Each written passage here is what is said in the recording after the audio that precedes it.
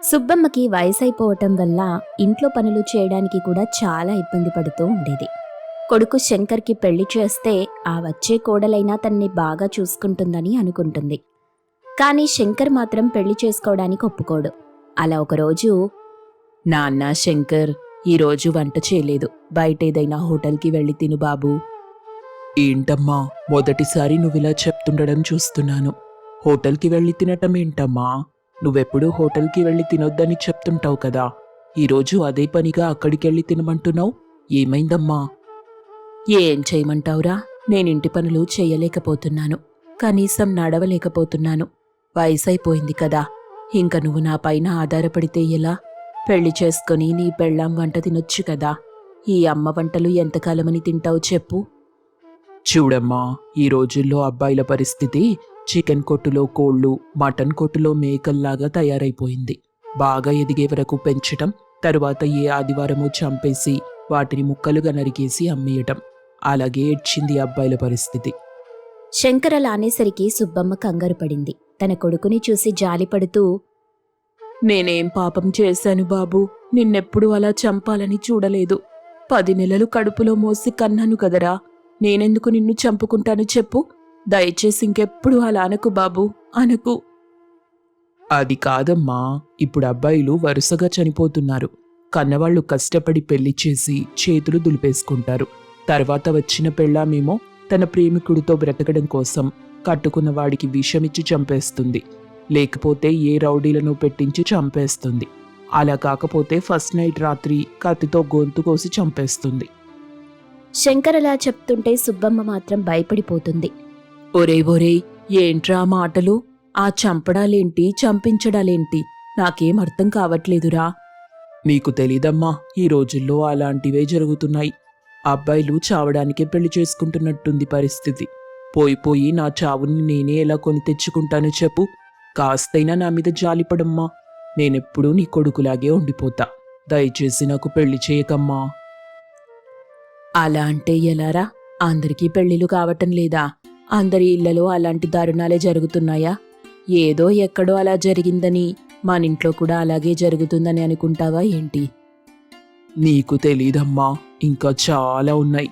పెళ్లి చేసుకున్నాక ఒకవేళ అమ్మాయికి ఏదైనా సమస్య వచ్చి వరకట్నం కేసు పెట్టిందనుకో, ఇక అంతే. మన కుటుంబం మొత్తం కోర్టు చుట్టూ తిరుగుతూ ఉండాల్సిందే. కోర్టులో కూడా భార్యకి సగం ఆస్తి రాసివ్వాలని చెప్తారు. ఆ తర్వాత మా నాన్న, వాళ్ళ నాన్న కష్టపడి సంపాదించిన ఆస్తులంతా భాగాలుగా చేసి భార్యకి పంచిపెట్టాలన్నమాట. ఓయమ్మో, నువ్వు చెప్పింది చూస్తుంటే నాకే వణుకు పుడుతుంది. ఈ రోజుల్లో పెళ్ళిళ్ళంటే ఇంత భయంకరంగా మారిపోయాయా? అవునమ్మా, అవును. నువ్వింకా ఆ పాతకాలం పద్ధతిలోనే ఉన్నావు. పెళ్లి పెటాకులు లేనోళ్లే ఈరోజు చాలా ఆనందంగా జీవిస్తున్నారు. నేను కూడా అలాగే ప్రశాంతంగా ఉండాలని దీవించమ్మా. శంకర్ అలా దీవించమని అడుగుతుండగా సుబ్బమ్మ మాత్రం హఠాత్తుగా కళ్ళు తిరిగి పడిపోయింది. మరోవైపు జోరుగా వర్షం కురవటం మొదలవుతుంది. ఆ టైంలో తన తల్లిని చూసి అల్లాడిపోతాడు శంకర్. వెంటనే సుబ్బమ్మని ఆసుపత్రికి తీసుకెళ్తాడు. ఆసుపత్రిలో డాక్టర్ వచ్చి పరీక్షించి, బీపీ ఎక్కువైందండి. ఈవిడ మానసికంగా చాలా బాధపడుతుంది. ఇలా ఉంటే ఆరోగ్యం పూర్తిగా చెడిపోతుంది. మనసుని కాస్త ప్రశాంతంగా ఉంచుకోవాలి. నేను అదే చెప్తూ ఉన్నానండి. ఎప్పుడు నా గురించి ఆలోచిస్తూ ఉంటుంది. ఆవిడకి నచ్చిన పనులు చేస్తూ ఉండండి. లేకపోతే ఆవిడ ఇలాగే ఆలోచిస్తుంటే మాత్రం హార్ట్అటాక్ వచ్చే ప్రమాదం ఉంది. కొత్త ప్రదేశాలకు తీసుకెళ్ళండి. డాక్టర్ అలా మాట్లాడుతుంటే సుబ్బమ్మ మధ్యలో కల్పించుకొని, అవన్నీ వద్దుగాని ఇంటికి కోడల్ని తీసుకురమ్మని చెప్పండి. రేపు నేను చేస్తే వాడికెవరు వండి పెడతారు? వాడి బాగోగులెవరు చూసుకుంటారు? ఈ లోకంలో ప్రతి జీవికి ఒక తోడవసరం. అలా తోడు లేని వాళ్లంతా ఆఖరి రోజుల్లో ఖచ్చితంగా బాధపడతారు. నా కొడుక్కి ఆ గతి రానివ్వను. వాణ్ణి జంటగా చూడాలన్నదే నా ఆశ. అమ్మా, ఇప్పుడేమంటావే? నేను పెళ్లి చేసుకోవాలి, అంతే కదా? అయితే చూడవే పెళ్లి సంబంధం. వారం రోజుల్లో పెళ్లి చేసి పడి నా చావు నేను చేస్తాను. అలా శంకర్ తన తల్లి సుబ్బమ్మ కోసం పెళ్లి చేసుకోవడానికి సిద్ధపడ్డాడు. కొడుకు ఒప్పేసుకోవడంతో సుబ్బమ్మ కూడా తొందరగా సంబంధాలు చూడటం మొదలెట్టింది. 2 రోజుల్లోనే ఒక మంచి సంబంధం చూసి శంకర్కి పెళ్లి చేసింది. కొత్త కోడలు కాంచన ఇంటికి రావడంతో సుబ్బమ్మ ఆనందానికి అవధులు లేవు. మరోవైపు వర్షాలు కూడా జోరుగా కురుస్తుంటాయి. ఆ రోజు రాత్రి తన కొడుకు శంకర్ మాత్రం దిగులుగా కూర్చొని ఉండటం చూసి, ఏంట్రా మొదటి రాత్రి అలా దీనంగా కూర్చొని ఉన్నావు? కాస్త హుషారుగా ఉండాలి కదా. ఇప్పుడే ఇలా అయిపోతే ఎలా? కొంపదీసి ఈ వర్షానికి చలిగా ఉందా ఏంటి? జ్వరమేమైనా వచ్చిందా? అమ్మా, అవన్నీ కాదు గాని ఆఖరిసారి నన్ను చూసుకోవే. మళ్ళీ రేపు పొద్దున నేను ప్రాణాలతో ఉంటానో లేదో. చిచి, అవేం మాటలరా? నేనేం చేసినా ఆలోచించే చేస్తాను. నీకేమవదు. లేనిపోని భయాలు పెట్టుకొని మనసు పాడు చేసుకోకు. ధైర్యంగా గదిలోకెళ్ళు. అన్నట్టు ఒరే నాన్న, నీకోసం రకరకాల స్వీట్లు తెప్పించాను. వాటిని తింటూ కూర్చోకు. వెళ్ళి కోడలితో ఏమైనా మాట్లాడు. ఏం మాట్లాడను? ఎప్పుడు ప్లాన్ చేసి చంపుతుందోనని వివరాలు అడిగి తెలుసుకోనా? అబ్బబ్బా, ఇంకా ఆ భయం పోలేదా నీకు? ముందిక్కడి నుండి వెళ్ళు. అవతల గదిలో నీకోసం కోడలెదురు చూస్తూ ఉంటుంది. వెళ్ళి మాట్లాడు. అయితే చివరిసారి నీ కాళ్లకు నమస్కారం చేసి వెళ్తానమ్మా అంటూ సుబ్బమ్మ కాళ్ళకి నమస్కారం చేసి అక్కడి నుండి భయపడుతూ గదిలోకెళ్తాడు శంకర్. తీరా గదిలోకెళ్ళి చూస్తే మంచంపై గుర్రు పెట్టి నిద్రపోతుంది కాంచన. పక్కనే ఉన్న స్వీట్లు ఒక్కటి కూడా మిగల్చకుండా తినేసింది. అలాగే తాగడానికి పాలు కూడా లేవు. అవన్నీ చూసిన తరువాత శంకర్ అయోమయంగా ఉండిపోతాడు. ఏంటి ఇది? కుంభకర్ణుడి చెల్లిలా నిద్రపోతుంది. కనీసం భర్త వస్తాడనే భయం కూడా లేదు. అదిగో ఆ స్వీట్లు ఒక్కటి కూడా ఉంచకుండా తినేసింది. ఖచ్చితంగా ఇది కుంభకర్ణుడి చెల్లెలే. బహుశా పెళ్లిగోలలో పడి నిద్రపోవటం మర్చిపోయిందనుకుంటా. పైగా బయట వర్షం పడుతుంది కదా, అందుకే ఇలా దుప్పటి కప్పుకొని నిద్రపోతుంది. సరే పోనీలే, మనము ఏదోలా అడ్జస్ట్ అవుదాం. అలా శంకర్ మంచంపై ఒక మూలన పడుకొని నిద్రలోకి జారుకున్నాడు. మరుసటి రోజు ఉదయాన్నే కోడికూతతో నిద్రలేచిన శంకర్ తన భార్య కాంచన అలాగే నిద్రపోతూ ఉండడం చూసి ఆశ్చర్యపోయాడు. మొదటి రోజు కదా, నిద్ర లేపితే ఏమనుకుంటుందో ఏంటో. ఇప్పుడు నిద్ర లేపడం కన్నా అలా వెళ్ళిపోవడమే బెటర్. కొత్త కోడలొచ్చింది కాబట్టి అమ్మ రకరకాల వంటలు చేస్తుంటుంది. తొందరగా వెళ్ళి ఓ పట్టు పట్టాలి. అలా శంకర్ తొందరగా రెడీ అయి వంటగదికి వెళ్తాడు. అక్కడికి వెళ్లి చూస్తే అన్నీ ఖాళీగా కనిపిస్తాయి. వెంటనే సుబ్బమ్మ దగ్గరికి వెళ్తాడు. సుబ్బమ్మ కూడా నిద్రపోతూనే ఉంటుంది. అమ్మా అమ్మా, లేవవే. ఏంటా ముద్దు నిద్ర? లేచి నాకు టిఫిన్ పెట్టవే. అన్నీ ఖాళీగానే ఉన్నాయి. లేచి ఏదో ఒకటి చేసి పెట్టు. శంకర్ మాటలతో మేల్కొంది సుబ్బమ్మ. తన కొడుకు చెప్తుంది విని, ఇంకా నన్నే అడుగుతున్నావేంట్రా? నీ భార్య వచ్చింది కదా, వెళ్ళడుగు. నేను ప్రశాంతంగా నిద్రపోయి చాలా రోజులవుతుంది. అయినా కోడలి పాటికి లేచి ఇంటి పనులు చెయ్యాలి కదా, ఇంకా లేవలేదా? ఏం లేవటమో ఏంటో, అది నిద్రపోవడానికి పెళ్లి చేసుకున్నట్టు కనిపిస్తుంది. రాత్రి నుండి దాని వాలకం చూస్తుంటే నా మీద నాకే జాలేస్తుందమ్మా. ఆ గురక సౌండ్ విన్నావా? ఇంకా అలాగే వినిపిస్తుంది చూడు. నేను గదిలోకి వెళ్ళడానికి ముందే అది నిద్రలోకి జారుకుంది. ఆ తర్వాత ఉదయాన్నే నేను ఆ గది నుండి ఇలా జారుకుని వచ్చి నీ ముందు పడ్డాను. ఉండరా ఉండు, నేనెళ్ళి లేపుతాను. అలా సుబ్బమ్మ తనే స్వయంగా కాంచన దగ్గరికి వెళ్ళింది. గురకపెట్టి నిద్రపోతున్న కాంచనని నిద్రలేపడానికి ప్రయత్నించింది. అమ్మాయి కాంచనా, కాంచనా, నిద్రలేవమ్మా. అవతల ఎంత పొద్దెక్కిందో చూడు. లేచి ఇంటి పనులు చెయ్యవా? మీ ఆయనకి ఆకలేస్తుందంట. సుబ్బమ్మ అలా బలవంతంగా నిద్రలేపడంతో కాంచన నిద్రలోనే కాళ్లతో తన్నింది. అలా తన్నడంతో ఒక్కసారిగా వెనక్కి పడింది సుబ్బమ్మ. ఓరి నాయనో, నా నడుం విరిగిపోయింది రోయ్. ఇది నా ఎముకలు రాలగొట్టేసింది. ఒరేయ్ శంకర్, తొందరగా రారా. సుబ్బమ్మ అరుపుకు వెంటనే అక్కడికి చేరుకున్నాడు శంకర్. మరోవైపు సుబ్బమ్మ బిగ్గరగా అలా అరుస్తుండడంతో నిద్రలేచింది కాంచన. తన అత్తని తన్నిన విషయం తెలియడంతో బాధపడింది. అత్త అని కూడా చూడకుండా ఇలా చిత్తుగా తంతావా? కాస్తైనా నీకు గౌరవం లేదా? అత్తని ఇలా చిత్తు కాగితంలా నలిపేశావు. అయ్యయ్యో, నిద్రలో అలా జరిగిపోయిందండి. అది నా తప్పు కాదు. అత్తయ్య, దెబ్బలేమైనా తగిలాయా? అవునమ్మా, బయటకి కనిపించే దెబ్బలు కావులే. కొత్త కోడలు అత్తని ఇలా చేసిందని తెలిస్తే మీరెక్కడా చెప్పకండి, నేను ఎవ్వరికీ చెప్పను. అలా ఎవరి పాటికి వాళ్ళు వెళ్ళిపోతారు. కాంచన మాత్రం వాళ్ళు వెళ్లిన తరువాత మళ్లీ నిద్రలోకి జారుకుంది. అలా అత్తారింటికి వచ్చిన తరువాత కాంచనలో ఏ మార్పు ఉండదు. రాను రాను కోడలి బద్ధకం గురించి సుబ్బమ్మకి తెలుస్తుంది. మరోవైపు శంకర్ ఆనందంతో పొంగిపోతుంటాడు. ఒరేయ్, ఏంట్రా నీ పెళ్ళాం వంట చెయ్యదు, ఇల్లు శుభ్రం చేసుకోదు, బద్దకనికే కూతురులా ఉంది కదరా. నీకు పెళ్ళయ్యాక నీ పెళ్ళాంతో రకరకాల వంటలు చేయించుకొని తిందామనుకున్నా. కానీ ఇలా జరిగిందేంటి? దాని వాలకం చూస్తుంటే అది వంటలు చేసేలా కనిపించడం లేదు. నా గతి అదోగతయింది. మూలిగేనక్క మీద తాటికాయ పడ్డట్టయింది నా పరిస్థితి. అయిందా? బాగయింది కదా. పెళ్లి వద్దే వద్దే అంటే విన్నావా? ఇప్పుడు చూడు, ఇలాంటి బద్దకపు దాన్ని తెచ్చి నా కంటగట్టావు. అవతల నాకు ఆకలేస్తుందే. శంకర్ అలా అంటూ ఉండగా అక్కడికి కాంచన వచ్చింది. ఏకంగా కంచం తీసుకుని వచ్చింది. అత్తయ్యా, ఆకలిగా ఉంది, భోజనం వండారా? ఇలా ఎవరైనా ఉంటారా? కొత్త కోడలనే భయం కూడా లేదంటే నీకు? ఇంటికొచ్చినప్పటి నుండి చూస్తున్నాను. వంట చేసావా అసలు నువ్వు? ఇంటి పనులు అస్సలు చేయట్లేదు. కనీసం నీ మొగుణ్ణి కూడా పట్టించుకోవట్లేదు.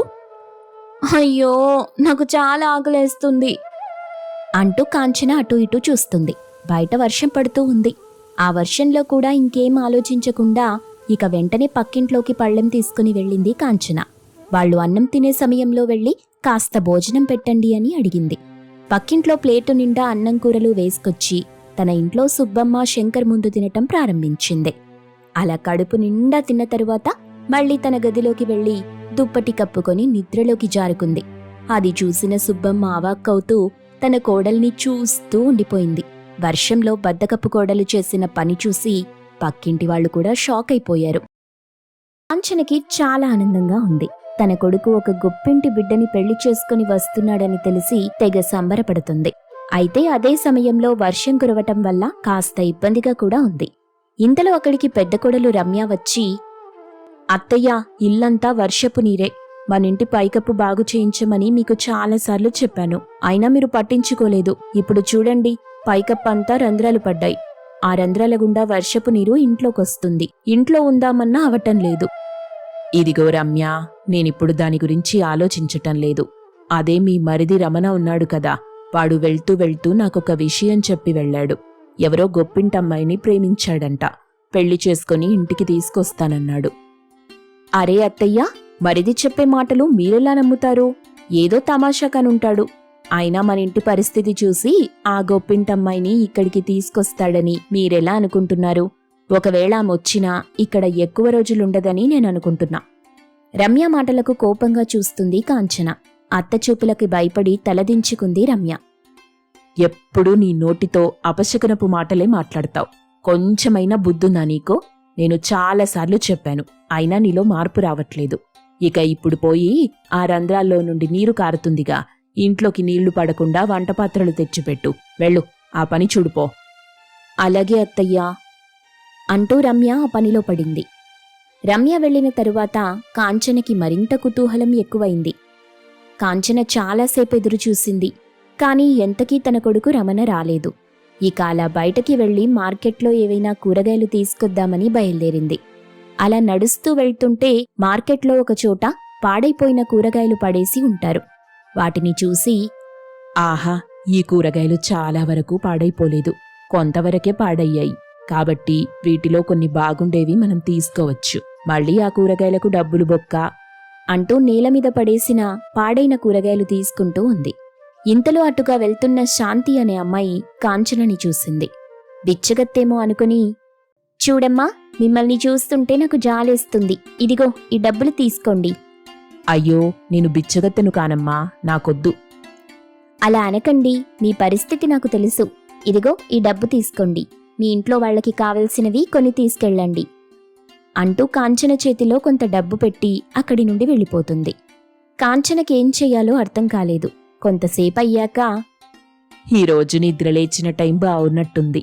చేతి నిండా డబ్బులొచ్చాయి. నా కోడలొస్తున్న వేళ విశేషం అనుకుంటా. ఇక నాకు పండగే పండగ అని అనుకుంటూ కాంచన ఇంటికి బయలుదేరింది. అయితే జోరున వర్షం కురుస్తుండడంతో కాస్త వర్షంలో తడవకుండా చెట్టు కింద నిలబడుతుంది. అంతలోనే ఒక కారు రోడ్డుపై వెళ్తూ మురికి గుంటలోంచి బురద వెదజల్లింది. దాంతో కాంచన మొత్తం బురదమయమైపోయింది. రేయ్, ఎవర్రా అది? కొంచెమైనా బుద్ధుందా లేదా? చూసుకొని నడపండ్రా. ఆ డబ్బుందనే పొగరు చూడు. మీ అమ్మ నాన్నలు మిమ్మల్ని సరిగ్గానే పెంచారా? కాంచన అలా తిడుతుంటే కారులో నుండి ఒక అమ్మాయి దిగింది. ఆ అమ్మాయి ఎవరో కాదు, ఇందాక మార్కెట్లో డబ్బులిచ్చిన శాంతి. అయ్యో సారీ అమ్మా, మీ పైన బురద పడినందుకు నేను చాలా బాధపడుతున్నాను. ఉండండి, మీకు బట్టలేవైనా ఉంటే తీసుకొచ్చిస్తాను అంటూ శాంతి కారులో నుండి ఒక చీర తీసిస్తుంది. ఆ చీర కొత్తది. ఇదిగోండి, ఈ చీర తీసుకోండి, ఇక నేను వెళ్ళొస్తాను అంటూ శాంతి అక్కడి నుండి వెళ్ళిపోతుంది. శాంతి వెళ్ళిన తరువాత కాంచన ముసిముసి నవ్వులు నవ్వుతుంది. ఈరోజు నేను నక్కదోక తొక్కినట్టున్నాను. నేననుకోనివన్నీ నా దగ్గరికి వస్తున్నాయి. ఇదిగో ఈ కొత్త చీర కూడా ఇప్పుడు నా చేతిలోకొచ్చింది. హబ్బబ్బా, ఈ చీర ఎంత బావుందో. బురద పడితే పడింది గాని ఇంత మంచి చీర మళ్ళీ మళ్ళీ రాదు. ఇప్పటికే చాలా ఆలస్యం అయిపోయింది. ఇక తొందరగా ఇంటికెళ్ళాలి. అవతల నా కొత్త కోడలొచ్చే వేళైందిగా అనుకుంటూ కాంచన వేగంగా ఇంటికి రావటం మొదలెడుతుంది. ఇంటికి వెళ్లి చూస్తే ఇంట్లో గొడుగు పట్టుకుని నిల్చొని ఉంది రమ్య. పెద్ద కోడల్ని చూసి షాక్ అవుతుంది కాంచన. ఏంటే ఇంట్లో గొడుగు పట్టుకొని నిల్చున్నావు? ఎవరైనా చూస్తే నవ్వుతారు. మరేం చేయమంటారత్తయ్యా, ఈ వర్షానికి ఇంటి పైకప్పు రంధ్రాలు పెద్దవైపోతున్నాయి. ఈ వర్షం ఇలాగే కురుస్తుంటే మన సంగతంతే. పైకప్పు మొత్తం కొట్టుకుపోతుంది. ఆ తర్వాత మనం వర్షంలోనే తడుస్తూ ఉండాలి. లేకుంటే ఏ చెట్టు నీడలోకో వెళ్లి బతకాల్సొస్తుంది. అలాంటిదేం జరగదు. నీ మరిదొస్తాడుగా, వాడికి చెప్దాం. వాడే ఇవన్నీ సరిచేస్తాడులే. అలా కాంచన రమ్య మాట్లాడుకుంటూ ఉండగా కారులో నుండి దిగుతాడు రమణ. చాలా సంతోషంగా వచ్చి తన తల్లి కాళ్లకు నమస్కరిస్తాడు. అమ్మా, నేనొచ్చేసాను. నీ కోడల్ని తీసుకొచ్చేసాను. సరేగాని కోడలెక్కడ్రా? అదిగో కారులో ఉంది, వస్తుంది చూడు. రమణ అలా అనగానే కాంచన రమ్య ఇద్దరూ కారు వైపు చూస్తారు. అప్పుడు ఆ కారులో నుండి శాంతి దిగింది. శాంతిని చూసిన కాంచన షాక్ అవుతుంది. ఈ అమ్మాయి నేను చెప్పాను కదమ్మా, శాంతి. నేను ప్రేమించి పెళ్లి చేసుకొచ్చిన శాంతి. మీ ఇద్దరికీ ముందే పరిచయం ఉన్నట్టు చూస్తున్నావు. ఇందాకేమైందమ్మా? కాంచన తన కొడుకు రమణకి ఏదో చెప్పాలని చూస్తుంటే శాంతి కల్పించుకొని, ఇందాక ఏం చేశానో చూసావు కదా. తెలియక చేసుంటావు కదా. అప్పటికి నేనెవరో తెలీదు కదా నీకు. నువ్వు తెలియకపోవడం ఏంటమ్మా? నేను 3 నెలల ముందే మిమ్మల్ని చూపించాను. మిమ్మల్ని ఫోటోల్లో చూసింది. రమణ అలా చెప్పగానే కాంచన షాక్ అయింది. అప్పుడు శాంతి బిగ్గరగా నవ్వింది. అలా నవ్వుతూ నవ్వుతూ, నువ్వు నాకు అత్తవని తెలుసు, కానీ నేనెప్పుడు నిన్న అత్తలా చూడలేదు. ఆ మార్కెట్లో పడిన చెత్తలాగే చూశాను. అందుకే అక్కడికొచ్చి నిన్ను ముష్టిదానిలా చూశాను. నీ మొహంపై బిచ్చం డబ్బులు పడేశాను. ఇక ఆ తర్వాత నీపై కావాలనే బురద పడాలని కార్ని వేగంగా నడిపించాను. ఏంటమ్మా నువ్వనేది? అవును, నీలాంటి బురద మనుషుల మధ్య నేను బ్రతకలేను. అందుకే నీపై బురద చల్లాను. ఇప్పుడైనా నన్ను చూస్తే నీకు అర్థమైందిగా, ఈ ముష్టి ఇల్లు దరిద్రపు మనుషుల మధ్య నేనుండనని. మీరు నా కాలి గోటికి కూడా సరిపోరు. నీ బతుకులెంత? బంగారు బొమ్మని తీసుకొచ్చి నీ గుడిసెలో ఉంచాలనుకున్నావు కదా. ఎంత ఆశే నీకు? నీ కొడుకు గొప్పింటమ్మాయిని పెళ్లి చేసుకుని ఇంటికి తీసుకొస్తాడని సంబరపడుతున్నావంటగా. నీ కొడుకు చెప్తే విన్నాన్లే. శాంతి, ఆ మాటలేంటి? అత్తతో ఇలాగేనా మాట్లాడేది? ఛీ ఆపవే. ఇందాక చెప్పాను నువ్వు అత్తవి కాదు చెత్తవి అని. మళ్ళీ నోరులేస్తుందేంటే? శాంతి, మా అమ్మనలా అనుకో ప్లీజ్. నేను ముందే చెప్పాను రమణ, ఈ మురికి వాళ్ల మధ్య ఉండనని. నేనెంత రిచ్చో తెలుసుగా. ఈ కొంపలో ఉండలేను. పద వెళ్దాం. అమ్మతో మాట్లాడొస్తాను. అవసరం లేదురా, ఇంకో క్షణం కూడా ఇక్కడుండద్దు. లేకుంటే నువ్వు కూడా మురికివాడివి అయిపోతావు అంటూ శాంతి తన భర్త రమణని తీసుకుని అక్కడి నుండి వెళ్ళిపోయింది. వాళ్లు వెళ్లిన తరువాత కాంచన దిగులుపడి అలాగే కూలబడిపోయింది. గారాబంగా పెంచుకున్న నా కొడుకు ఈరోజు ఇలా అయిపోయాడేంటి? వాడి మీదే ఆశలు పెట్టుకున్నాను. వాడిలా చేస్తాడనుకోలేదు. కాంచన కుమిలి కుమిలి ఏడుస్తుంది. తన కొత్త కొడలు శాంతి చేసిన అవమానాలు తలుచుకొని కన్నీళ్లు పెట్టుకుంటుంది. అత్తయ్యా, మీరలా ఏడవకండి. అయినా ఈ రోజుల్లో కోడళ్లంతా ఇలాగే అత్తయ్యా. అత్తల మధ్య నలిగిపోకుండా ముందుగానే ఒక పకడ్బందీ ప్లాన్తో అత్తారింటికెళ్తున్నారు. లేకుంటే పెళ్ళయ్యాక వేరు కాపురం పెట్టేస్తున్నారు. కానీ ఈ అమ్మాయి ఇలా అవమానిస్తూ మాట్లాడడం నాకస్సలు నచ్చలేదు. మీరేడవకండి. అలా రమ్య తన అత్త కాంచనని ఓదార్చింది. కొన్ని రోజుల తరువాత కాంచన వాళ్ళ ఇంటికి కొంత దూరంలో ఒక బంగ్లా కడతారు. అందులోకి శాంతి రమణలు వస్తారు. వాళ్ళని చూసి కాంచన సంతోషిస్తుంది. ఏంటి, మీ ఇంటికి ముందు బంగ్లా కట్టి అందులో ఉండటం చూసి తట్టుకోలేకపోతున్నారా? లేదమ్మా, చాలా సంతోషంగా ఉంది. ఇక రోజు నా కొడుకుని చూసుకోవచ్చుగా, అదే నాకు ఆనందం. వర్షం జోరుగా కురుస్తూనే ఉంటుంది. మరోవైపు కాంచన కట్టెల పొయ్యిపై వంటలుండుతుంది. ఇక శాంతి అయితే రుచికరమైన వంటలను పనివాళ్లతో చేయించుకొని తింటూ ఉంది. మిగిలిపోయిన వంటల్ని కాంచన ఇంటి ముందు పడేస్తూ ఉంటుంది. శాంతి, అలా పడేస్తున్నావేంటి? అరే, మీరూరుకోండి, మీకేం తెలీదు. మన ఎంగిలి మెతుకులు కనీసం ఆ కుక్కలైనా తింటాయని జాలిపడి పడేస్తున్నా. అదేదో అమ్మ వాళ్ళ ఇంటికి కాస్త దూరంగా అయినా పడేయొచ్చుగా, ఇలా వాళ్ళ ముందు పడేయటం అవసరమా? అరేరే, నేను కుక్కలు తినాలనే కదా పడేసింది అంటూ శాంతి వెటకారంగా నవ్వుతుంది. అది చూసి రమ్యకి కోపం తన్నుకొస్తుంది. చూసారా అత్తయ్య, దాని పొగరు మనల్ని కుక్కలంటుంది. డబ్బుందనే కదా పొగరు దానికి. మరీ ఇంత అహంకారం ఉండకూడదత్తయ్యా. ఏంటో కుక్కలు అరుస్తున్నట్టున్నాయి. వాటికి నా ఎంగిలి మెతుకులు ఇంకా కావాలా? ఏయ్, నోరు అదుపులో పెట్టుకోవే. నా సంగతి తెలీదు నీకు, జాగ్రత్త. నా మరిదిని కొంగుకు కట్టేసుకుని ఇలా విర్రవిగుతున్నావు కదా. డబ్బుందనే పొగరే నీకా దేవుడే బుద్ధి చెప్తాడు చూడు. అమ్మా రమ్య, వదిలే, పద నువ్వింట్లోకి. అలా కాంచన తన పెద్ద కోడలు రమ్యని ఇంట్లోకి తీసుకెళ్తుంది. వాళ్ళని చూసి శాంతి పగలబడి నవ్వుకుంది. అలా కొన్ని రోజులు గడుస్తాయి. ఒకరోజు కారులో వస్తున్న శాంతికి యాక్సిడెంట్ అవుతుంది. రక్తపు గాయాలతో ఉన్న శాంతిని చూసి ఎవ్వరూ సాయం చేయడానికి రారు. అందరూ రోడ్డు పక్కన పడి ఉన్న శాంతిని చూసి వెళ్ళిపోతుంటారు. అప్పుడే అటుగా వెళ్తున్న కాంచన తన కోడల్ని చూసి ఆస్పత్రిలో జాయిన్ చేసింది. డాక్టర్ శాంతికి చికిత్స చేసి కాపాడాడు. థ్యాంక్స్ డాక్టర్ గారు, మీరు లేకుంటే నా ప్రాణాలు పోయేవి. నేను కాదు, మిమ్మల్ని కాపాడింది ఆ పెద్దావిడ. సమయానికి నిన్నిక్కడికి తీసుకొచ్చింది. లేకుంటే పరిస్థితి వేరేలా ఉండేది. నీకు రక్తం కావాలంటే కూడా ఆవిడ ఇచ్చారు. చూడ్డానికి బిచ్చగత్తెలా ఉన్న ఆవిడ చేసిన మేలు. బిచ్చగత్తె కాదు డాక్టర్, ఆవిడ మా అత్తయ్య గారు, మా ఇంటి పెద్ద. శాంతి అలా చెప్పగానే డాక్టర్ షాక్ అవుతాడు. కాంచన కళ్లలో నుండి కన్నీళ్లు కారాయి. ఇక అంతలోనే అక్కడికి రమణ రమ్యలు చేరుకుంటారు. వాళ్ల ముందు కన్నీళ్లు పెట్టుకుంటూ, నేను తప్పు చేశాను, మిమ్మల్ని అనరాని మాటలు అన్నాను, డబ్బు గర్వంతో ఏదేవో చేశాను, దయచేసి నన్ను క్షమించండి అత్తయ్య. మీరు లేకుంటే ఈరోజు నేను ప్రాణాలతో ఉండేదాన్ని కాదు. చూడమ్మా, డబ్బుతో కొనలేనివి కొన్నుంటాయి. అవే ప్రేమానురాగాలు. అవంతా నీకు కుటుంబంలోనే దొరుకుతాయి.